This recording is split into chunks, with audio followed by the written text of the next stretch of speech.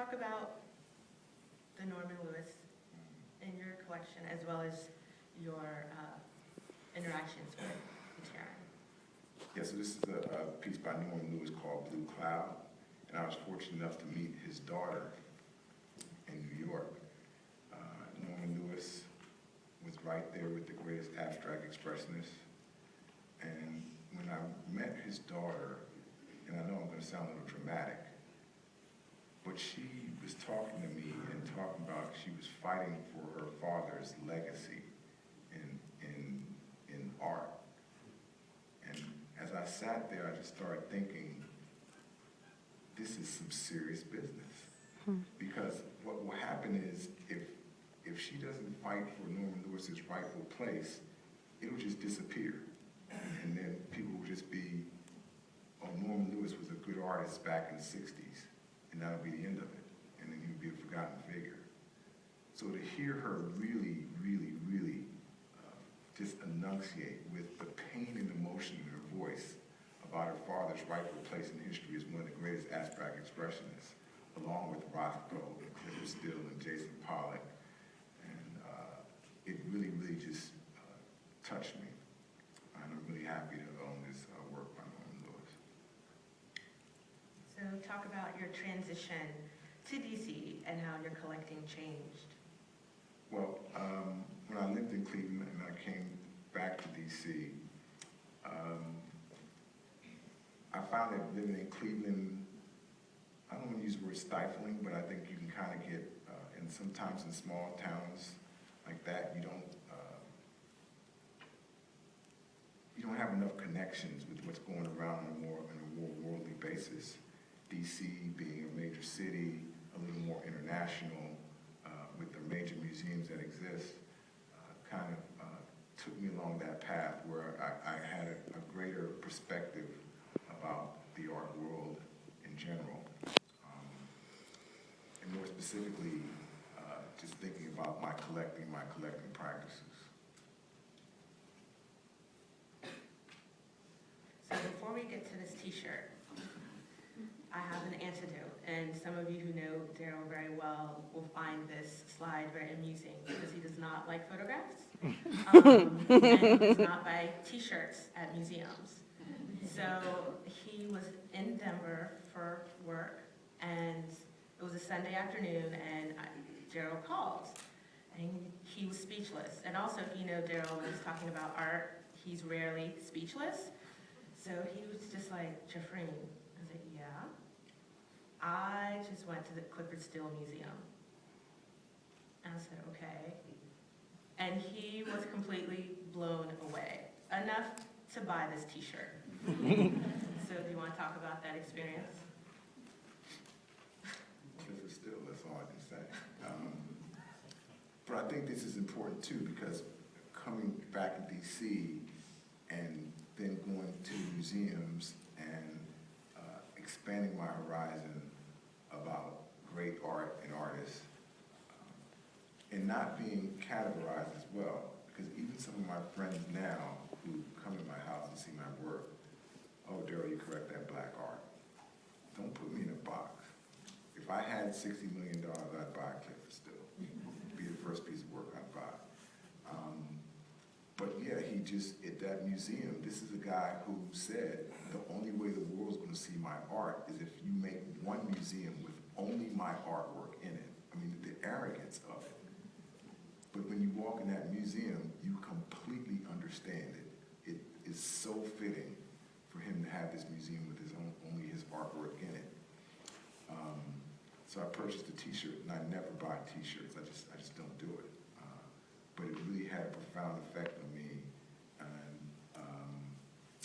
I just think it's an example for me of my desire to question the notion of me only collecting African American art, and sometime hopefully crossing over and buying other artists, well, not Clifford Still's caliber, but artists of other persuasion. So there's another trivia question. So all these artists I listed, if someone can tell me what they have in common recently, you win a prize.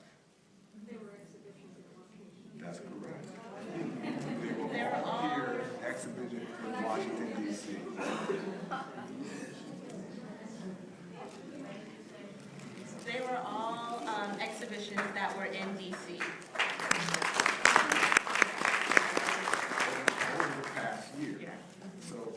So I'm going to speak to my fellow collectors of African American art who focus on art, just art on African Americans. You are remiss if you did not go to these exhibitions and see these artists. Because not only are they some of the greatest artists in history, it was debatable, but certainly they are, but in terms of developing your eye, and that's why I speak to people about all the time, seeing all of the art that you can see. So when you see these people, you know, you just realize the standard that's been set for great pieces of work. And it will help you tremendously when you go forward in terms of making your purchases and determining, you know, I don't like to use good and bad art, but art that is of a certain quality and nature that's worthy of your hard-earned money.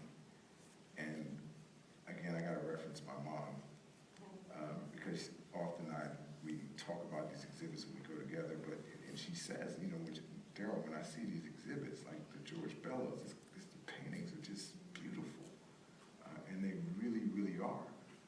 So I implore, whatever your collecting practices are, that you really use the resources of the National Gallery, because we have outstanding, outstanding exhibitions. And all these were here within this year. So that's like a all-star list. And wouldn't you say the same for a lot of the young artists? Because as a collector as well, you develop some relationships with emerging artists, and Yeah, you give the same advice. Absolutely. I mean, it's interesting. A lot of the artists I speak to, young ones,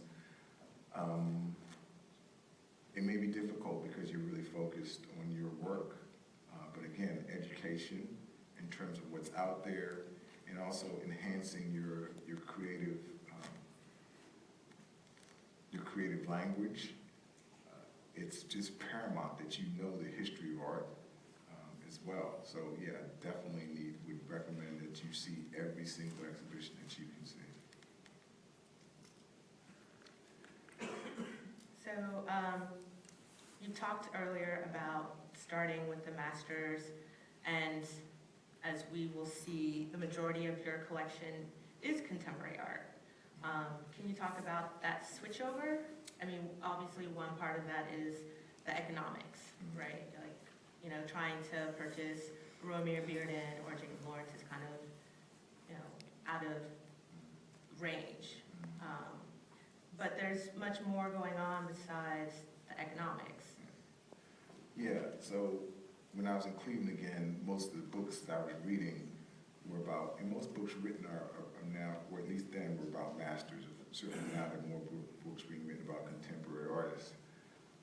But it dawned on me in my quest to get these masters, would I ever be able to get a Bannister?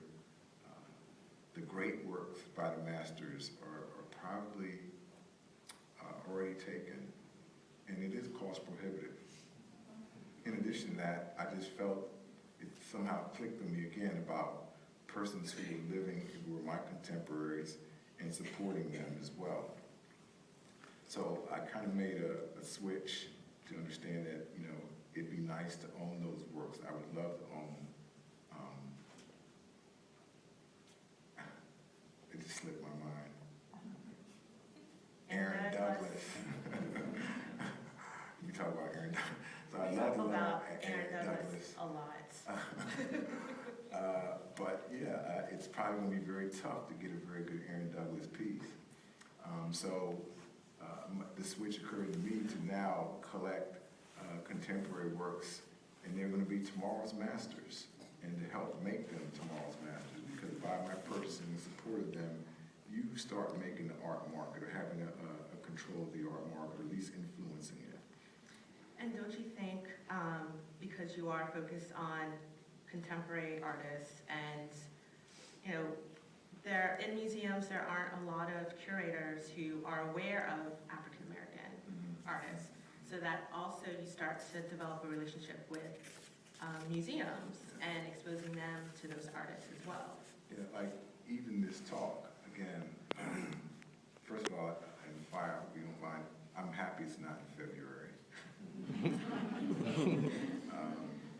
Because what that means is that we are starting to become inclusive. That you can hear a talk about African American art that's not during Black History Month. And I'm glad to see the audience. I was really curious about the makeup of the audience, but it makes me happy to see that the audience is really diverse in terms of ethnicity and race and age. So I think this is what needs to happen. So my connection now with the National Gallery, I hope, is a lifelong connection.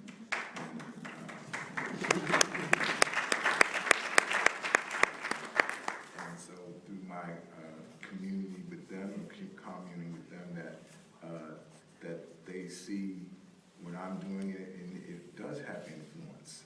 I think they take me relatively seriously. So what I'm doing may influence their purchasing habits and what they think should be in the collection as well. So some of the contemporary works that I got, this again is Leonardo drew. It's called Number 51. And Leonardo drew, I got this piece at an auction, and I wrote Leonardo drew a note after I bought the piece. And I just knew he would somehow just vibe with me. I mean, let's be honest about it. There are very few young African-American persons who collect his work. And he wrote me back immediately. And he sent me a book, and I went to his studio, and to see him put together these incredible wall sculptures, just toiling in there, mostly by himself, just developed amazing reports. Almost I feel like it's my brother meeting Leonardo. So this is a local artist, Ellington Robinson, and just as it's important to support contemporary artists and particularly Black artists, Darryl also supports local grown artists. So earlier we saw Jefferson Pinder, we see right now Ellington Robinson. He also has Zoe Charlton. So can you talk about, while there are these international artists that you definitely want to be in front of the 8 ball as far as collecting their work, supporting local artists? Yeah. That word local is a funny word. It always has the ring of not as important to me, it sounds. But to me, they're artists. I mean, you gotta come from somewhere. So I don't look at them, I look at them as just art, again, art that I think is good. But especially for beginning collectors, it's really good to look in your area first, because the gems, they come from DC or they come from anywhere where you are. So I would really implore that you go to art shows, even at the student level, and look at works of art, and really start there, because that's where the next masters are coming from. Howard University, my alma mater, has young artists that, Wilmer, I think, is in the audience, and Jamia, and Jessica. They're all really wonderful artists that we should really look at their work carefully. This is a piece by Leslie Hewitt, and it's called After Images. He's a photographer from New York. This piece is actually done on wood panels. Sometimes, and especially for persons who haven't looked at a lot of art, these images can be a little bit difficult to deal with in terms of evaluating, like, why is that artistic? It's kind of a whimsical piece, but I really just like the expressions with the afro pick, a little cameo,